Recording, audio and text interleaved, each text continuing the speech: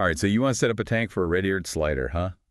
Well, you've come to the right place because today we're doing a deep dive into, well, creating the perfect habitat for these awesome little creatures. And they are awesome, aren't they? Full of personality. Plus, they can stick around for quite a while, like 20 years or even more sometimes. Yeah, I mean, that's a pretty serious commitment, right? So we're going to take the guide that you sent us and really make sure you know all the essentials so you can give your turtle the best possible home, right from day one. A good foundation is everything. It's the difference between, well, a turtle who thrives and one who just, well, exists. Absolutely. So let's talk tanks. I mean, that's the first thing, right? Front and center.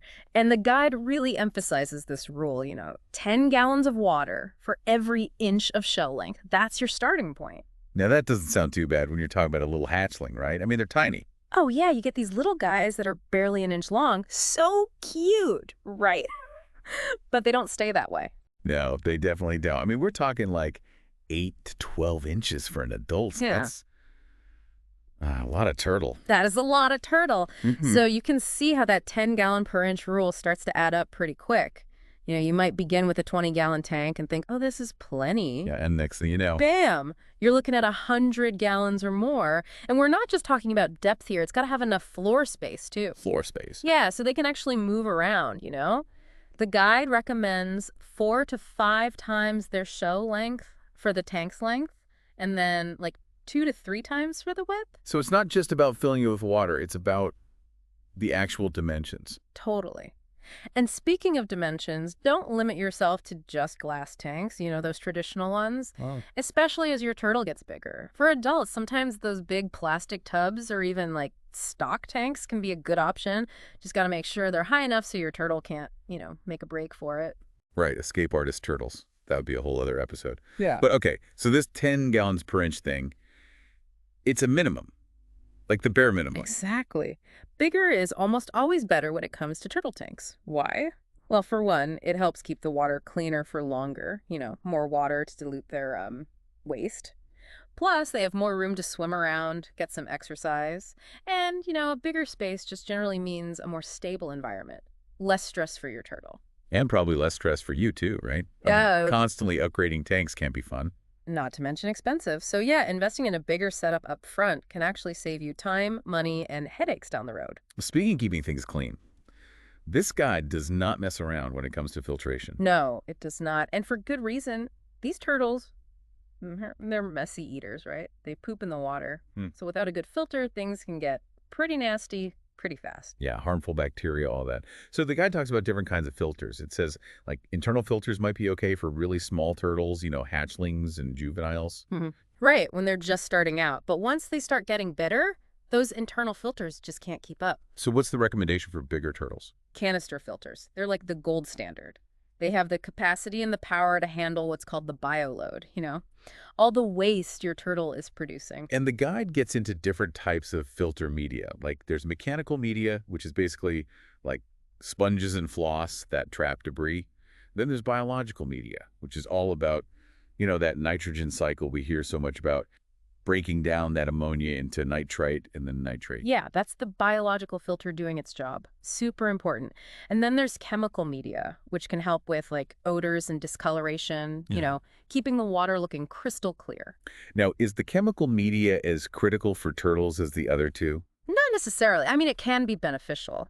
But for turtles, you really want to prioritize that robust mechanical filtration to get all those solids out. And then, of course, a well-established biological system to handle the waste breakdown. And the guide actually recommends choosing a filter that's rated for 2 to 3 times your tank volume. So overestimate a bit. Yeah, Better safe than sorry. exactly. And one more thing about filters. When you're cleaning them, never use soap or like harsh chemical. Oh, right. That makes sense. Yeah, you want to preserve those good bacteria that are living in the filter media. So just rinse it out with some of the old tank water. And speaking of old tank water, that reminds me, we need to talk about water changes. But first, let's tackle basking. Basking? Yeah, because turtles are ectothermic, or cold-blooded, right? Which means they rely on external heat sources to regulate their body temperature. So they need a way to warm up. And that's where the basking lamp comes in. Exactly. They need that heat to, aid in digestion and just generally stay healthy. And of course, it helps them dry off, which is super important for preventing shell rot. So what's the ideal temperature for basking? The guide says to aim for between 85 and 95 degrees Fahrenheit, and you'll want to use a good thermometer to monitor that. A good starting point for your lamp is a 60 to 100 watt incandescent bulb. Position it securely, like 6 to 10 inches above the basking area. And can you just leave it on all the time? Well, you want to mimic a natural day-night cycle. So at night, you want to turn off any light-emitting heat sources, like your basking lamp. But if you need a little extra heat at night, you can use something like a ceramic heat emitter. Those don't give off light, so they won't mess with your turtle's sleep. Okay, that makes sense. So basking is all about the heat. But the guide also talks about the importance of lighting, and not just any lighting. We're talking full spectrum UVA and UVB. Right, because they need that for vitamin D3 production, which helps them absorb calcium. And calcium is crucial for strong bones and a healthy shell. Absolutely. And UVA isn't just about, like, physical health. It also influences their behavior. It does. Makes them more active, encourages them to eat. So the guide suggests going with linear fluorescent UVA, UVB bulbs. Make sure they cover a good portion of the tank, like 50 to 75%, and position your UVB bulb within 12 to 18 inches of that basking area. You don't want any glass or plastic barriers between the bulb and your turtle because those materials can block the UVB rays. And one more thing about those UVB bulbs. Oh, yeah. They need to be replaced every 6 to 12 months. They lose their effectiveness over time. Right, even if they're still putting out light. Speaking of light, what about the water temperature? You want to aim for 75 to 80 degrees Fahrenheit, and you can use a submersible heater to maintain that. Hatchlings might need it a little warmer, but always use a separate thermometer to monitor the water temperature just to be safe. And don't forget about the ambient air temperature around the tank. Should be like 75 to 85 degrees, all this heating and lighting. It's really, really important. It can prevent all sorts of health issues, like metabolic bone disease, for example. That sounds serious. Okay, so we've got the tank, the filter, the heating, the lighting. Now we need to create that all-important basking area, and the guide calls this indispensable. It really is. It's not just about providing a place for them to dry off. It's about preventing those infections like shell rot. So we can buy those commercial turtle docks, right? Yeah, there are tons of options. Just make sure it's the right size for your turtle and that they can easily get on and off it. You don't want them struggling or, falling off. Are there any, like, DIY options? Oh, absolutely. You can stack some smooth rocks, make sure they're stable and there are no sharp edges. Or you can use some driftwood from the pet store. Just soak it first to make sure it's safe. Cork bark works well too. It floats. Yeah. And for little turtles, you can even use some sloped, smooth gravel. The key is that it's completely dry and directly under that heat and UVB lamp. And accessible. Yes, very important. Needs a nice gentle slope or a ramp so they can easily climb up. And of course, it needs to be big enough to accommodate the whole turtle. No squeezing. Now, let's talk about what goes under the water. The substrate, the stuff on the bottom of the tank. Right. And the guide says it's not strictly necessary, but it can add to the environment, make it look nicer, more natural. Definitely. There are lots of safe options, like large river rocks or pebbles. Those are too big for them to swallow. Fine sand can work too, as long as it's clean. Slate or those flat rocks are easy to clean. And of course, there's always the bare bottom option, which honestly is perfectly hygienic. Some people even use artificial turf or reptile carpet, but you'd need to replace that regularly. Makes sense. And are there any substrates to avoid? Absolutely. The guide is very clear about this. Do not use small gravel or pebbles. Turtles can swallow those, and it can cause serious problems, like blockages. Yikes, that doesn't sound good. No, not at all. And you want to avoid things like corn cob or crushed walnut shells. Those can cause digestive issues. So when choosing a substrate, think safety first. Right. And also think about how easy it is to clean. Some substrates can make the water cloudy, and that's not what we want. No, definitely not. Okay, so we've covered the tank setup pretty thoroughly.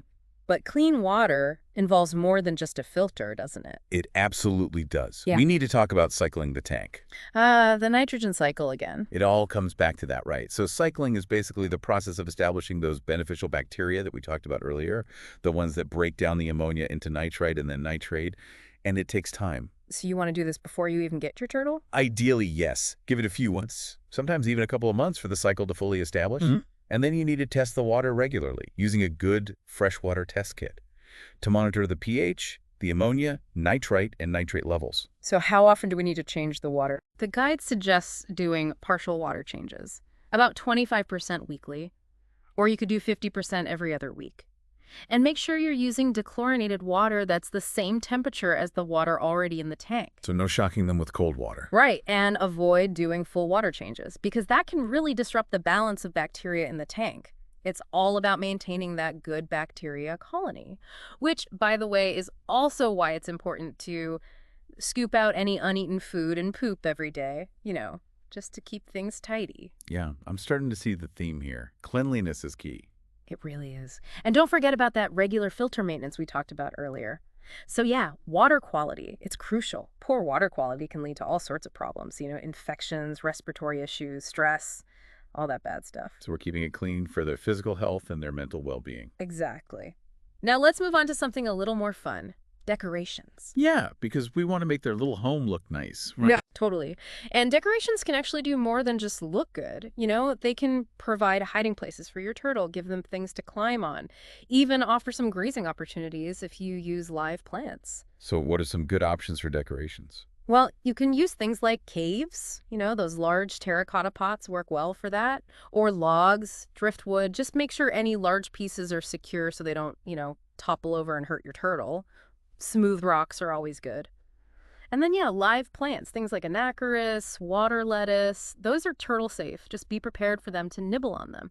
And they might need some extra light. Floating plants are cool too, like duckweed, water lettuce. Those can provide some shade and even some extra food. Sounds pretty. It can be. But just like with everything else, there are things to avoid, like anything small enough to be swallowed. Right, that's a recurring theme. It is. And avoid sharp objects, anything that could cause injury. And those plastic plants, they're not a great idea either. Turtles tend to dig them up and try to eat them. And remember, no small gravel or pebbles. Got it. Safety first. Always. And think about how the decorations will affect the swimming space. And make sure they're easy to clean. We're back to the cleanliness thing again. Okay, so now we've got the perfect setup. Time to go pick out a turtle. Almost. But before you do, the guide has some great advice about choosing a healthy turtle. And where to get one, right? It says to avoid pet stores if possible. Yeah, because sometimes the turtles there aren't well cared for. So the guide recommends checking out reptile rescues. Or if you're looking for a specific kind, a certain breed or morph, then go to a reputable breeder. Good to know. And there's actually a law about selling turtles under 4 inches, right? There is. In the U.S., it's illegal to sell turtles smaller than that. Interesting. So what should we be looking for when we're choosing a turtle? Like, how do we know if it's healthy? Well, first of all, it should be active and alert, not just sitting there lethargic. And check their eyes. They should be clear and bright, no swelling or discharge. Okay, so bright eyes, bushy tail. Wait, wrong animal. Right. Well, they don't have bushy tails. But the shell should be hard and intact, no soft spots, no lesions, no weird scutes that are sticking out.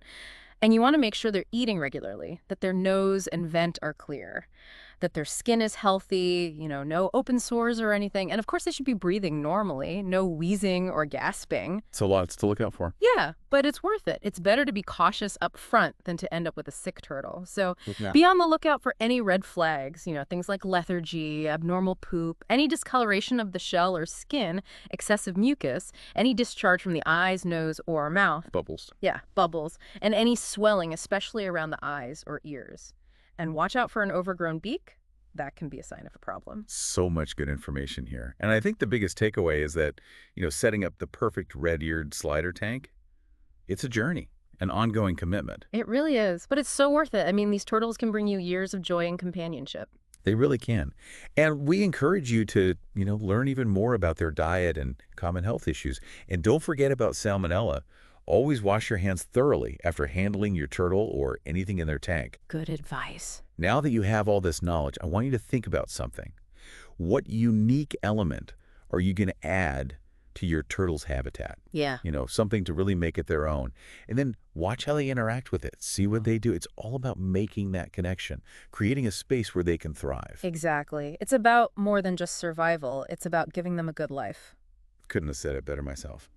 All right. That's it for today's deep dive. We'll see you next time. Happy turtling!